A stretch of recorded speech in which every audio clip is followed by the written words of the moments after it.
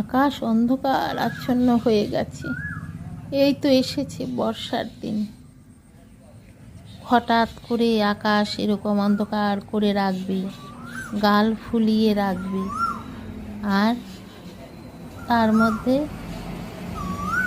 মনে একটুকু ভালো লাগবে না, তাই না?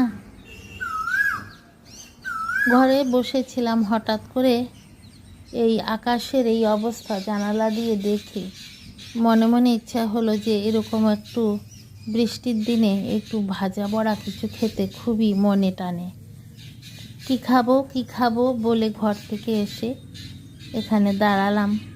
দাঁড়িয়ে চিন্তা করলাম কি বানানো যায়। হঠাৎ গিয়ে চোখ পড়লো আমার কারি পাতা গাছে।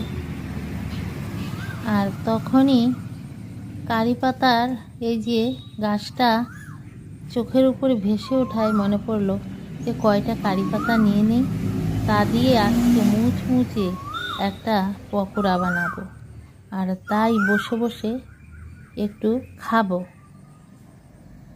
কে কে পছন্দ করেন কারি পাতার পকোড়া?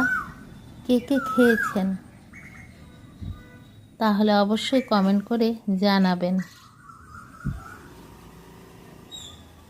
তাই যেই ভাবা সেই কাজ, এই নিয়ে নিলাম কারি পাতা, নিয়ে চারপাশটা একটু দেখে ভালো করে তারপরেই এখন ঘরে চলে যাচ্ছি।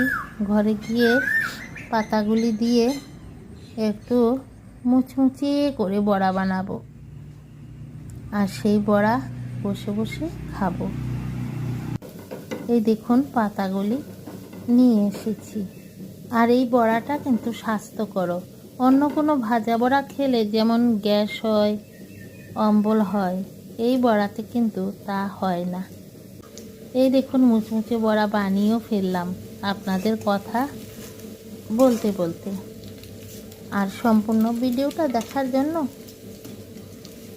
আমার চোখ রাখবেন কালকের দৈনন্দিন জীবন চ্যানেলের যে ভিডিও আসবে সকাল 8টার সময়, সেই ভিডিওতে দেখবেন সম্পূর্ণ এই বড়ার রেসিপিটা। যারা যারা বানিয়ে খান তারা তো খান, আর যারা যারা বানাননি ওই রেসিপিটা দেখবেন। আজ আসি, টাটা। আকাশ অন্ধকার আচ্ছন্ন হয়ে গেছে।